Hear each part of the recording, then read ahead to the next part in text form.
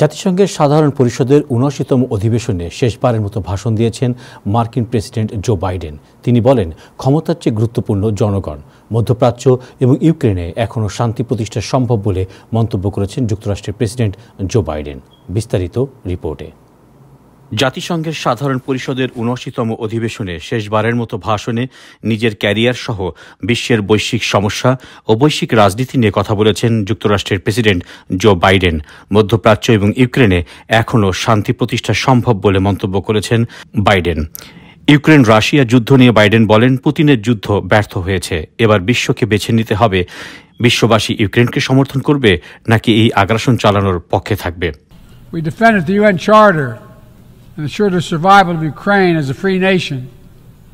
My country made the largest investment in climate, clean energy ever anywhere in history. Israel Hamas ইস্যুতে মধ্যপ্রাচ্যে শান্তি ও স্থিতিশীলতা আনতে যুক্তরাষ্ট্র কাজ করছে উল্লেখ করে বাইডেন বলেন, সময় এসেছে যুদ্ধবিরতির শর্তাবলী চূড়ান্ত করার, জিম্মিদের ফিরিয়ে আনার এবং হামাসের কবল থেকে মুক্ত হয়ে ইসরায়েল ও গাজার নিরাপত্তা নিশ্চিত করার। Innocent civilians in Gaza are also going through hell. Thousands and thousands killed, including aid workers. Too many families dislocated, crowding into tents, facing a dire humanitarian situation. Lebanon Israel ইস্যুতে Biden বলেন, এই দ্বন্দ্ব যুদ্ধ ডেকে আনলে ফলাফলে কোনো পক্ষেরই বিশেষ স্বার্থ নেই।